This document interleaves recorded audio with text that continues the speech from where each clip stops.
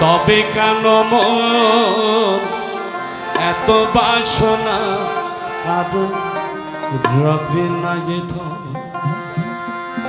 একবার সবিরে দেশে পাই দেখি দম কষে সবুরের দেশে পাই দেখি দম কষে উঠিস না রে ফেসে ভেজে যন্ত্রণা কাঁদো রবে না যেত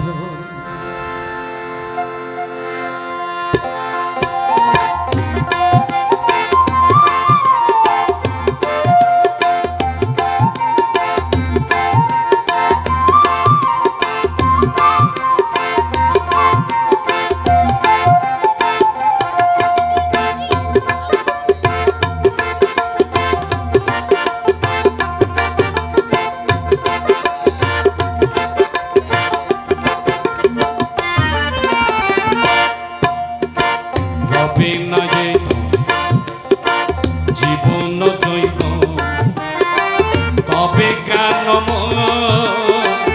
এত বাসনা কাঁদবে না যে একবার সবুরের দেশে পাই দেখি দম কষে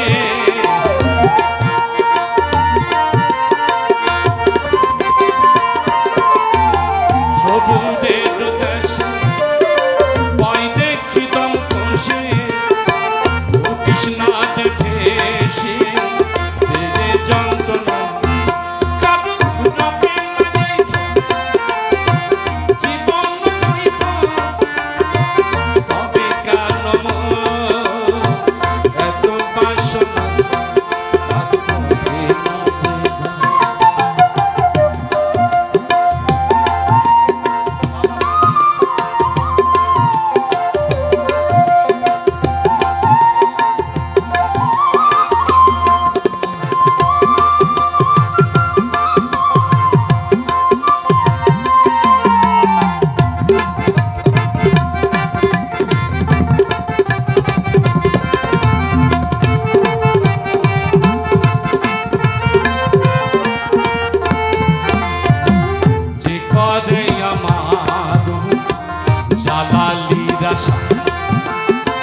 জানো না যে আর কি দুর্দশা যে কাজে আমার বাবা জালালির আশা জানো না যে আর কি দুর্দশা কত বলি রাজা ছিল এ কথা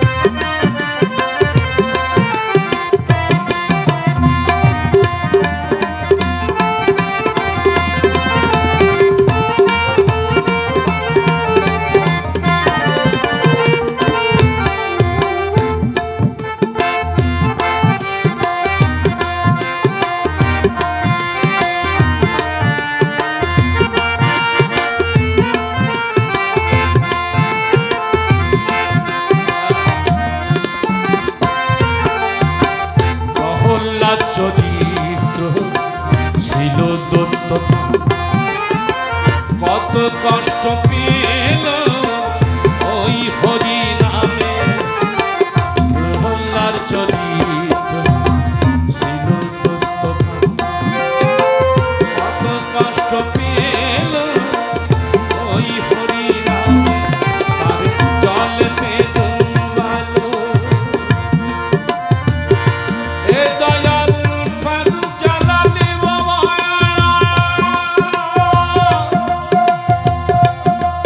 দয়াল মুর্শিদ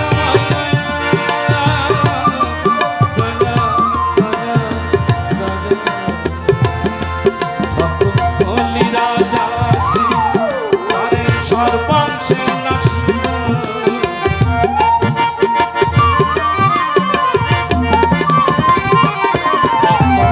হলি রাজা তারে সর্বাংশে নাশিল। বামন রূপে বিধি করে সাধনা। অর্থাৎ তার বাবা যে ধর্ম করতেন, ছেলেকে বলল এই শিরূপ সাধনা মাত্রে রাম সাধনা, এ কোথার থেকে পালিয়ে বাদ দে। বলে না দিলে কি হবে, সামান্য কথা বল। তাকে বেঁধে নিয়ে নিজের বাবায় সাগরের ভিতর ফেলে দিয়ে আসে। হাই শ্যারাম শ্যারাম এক নাম করতে করতে আবার উঠে চলে আসে। দেখলো মইল না, কি করবো, আগুনের কুণ্ড সাজিয়ে সেখানে তাকে নিক্ষেপ করি। ও যে এক নাম, হরি নামেই মুক্তি, কৃষ্ণ নামেই মুক্তি। আমাকে দয়াল যে নামটা দিয়েছে ওই নামটা ধরেই আমি যাবো, তাতে আমার মৃত্যু। শ্রীকান্ত কবি শেষ লাস্ট কি করলেন, ওই দরবারে রাজার যে পাগলা হাতি ছিল তাই দিয়ে যখন পাড়াতে গেলেন, তখন ভগবান নিজেই পাত্রূপ ধারণ করে সে থাবা দিয়ে বুকটা ছিঁড়ে ফেলে দিল। গুরুবাক্য ঈশ্বরের ধার্য, আমি যদি সেই নাম করি কেন আমার বিপদ হবে। ভক্ত বলি রাজা তার সর্বাংশে নাশিল।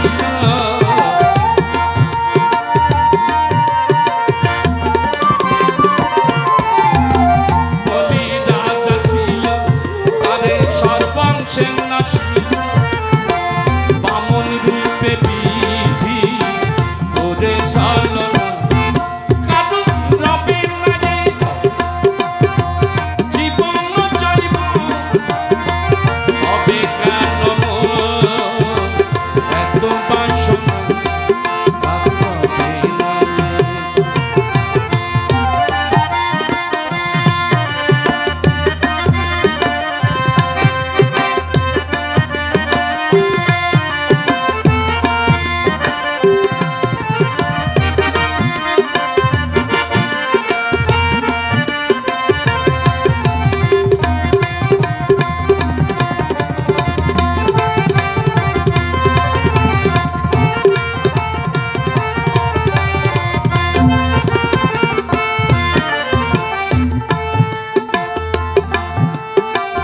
কর্ণ রাজা ভাবে বড় দাতা ছিল।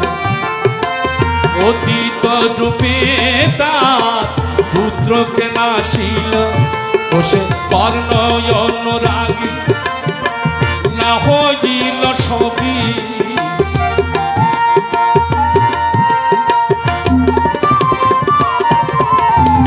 কর্ণ অনুরাগী না হইল সবই।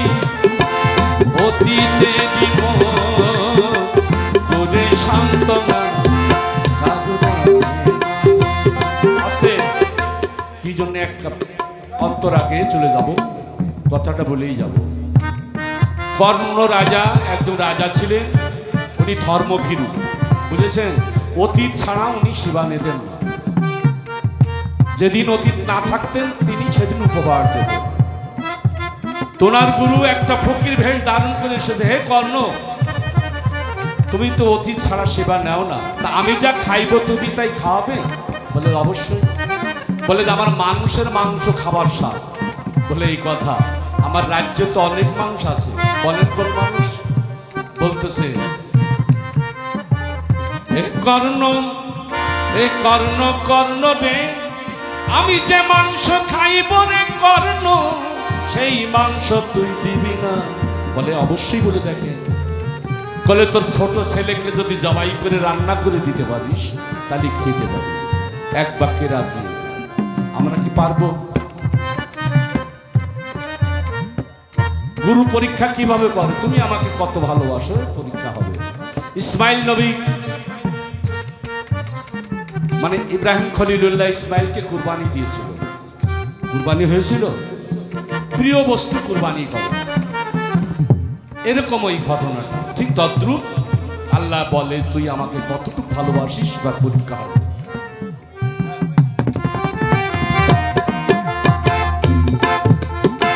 কর্ণ রাজা ভাবে বড় দাতা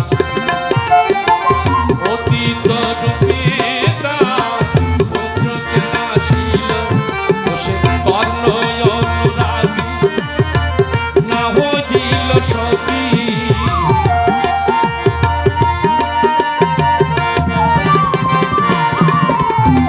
কর্ণ অনুরাগী না হইল সতী, অতীতেরই মন করে সান্ত্বনা সাধু রবে না জীবন জৈব তবে কেন এত বাসনা সাধু রবে না।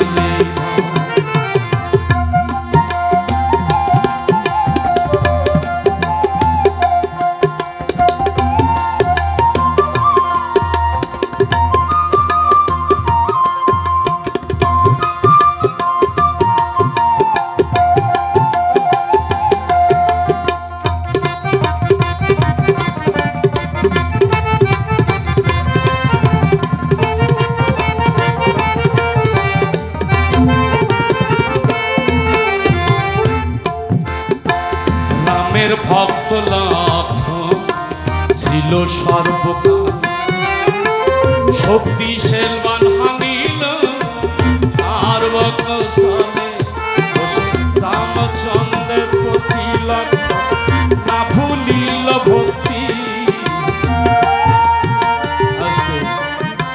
বাবা যদি মারা যায়, বড় ভাই থাকলে কি হয়?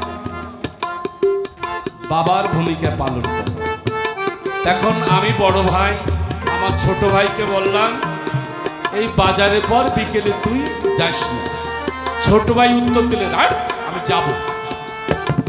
গুরু মানলাম, গুরু মেনেছি, মানি না। গুরুর কয় প্রকার। রাম আর লক্ষণ দুই ভাই, অর্থাৎ বাপ এক মা দুই।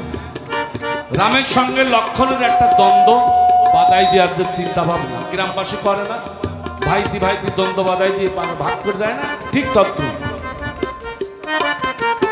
লক্ষণ বলল আমার বড় ভাই গুরুজন, তার হাতে যদি আমার মৃত্যু হয়ে যায় তবু আপনাদের কারোর কথা আমি শুনব না। তাহলে তার দ্বন্দ্ব হইল না, দ্বন্দ্ব বাঁধাতে পারল না। গ্রাম্য সালিশে কিছুই করার নেই যদি ভাইতি ভাইতি ঠিক।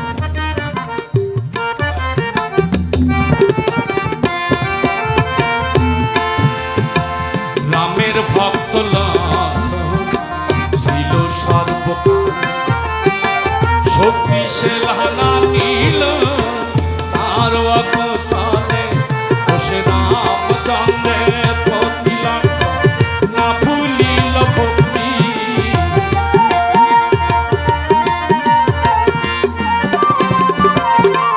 বসে রামচন্দ্রের প্রতি লক্ষ্য না ভুলিল ভক্তি। লালন বলে করো এই উপাসনা সাধু রবে না জীবন জৈব তবে কেন এত বাসনা সাধু রবে না। একবার সদুরের দেশ ভয় দেখি দম কষে,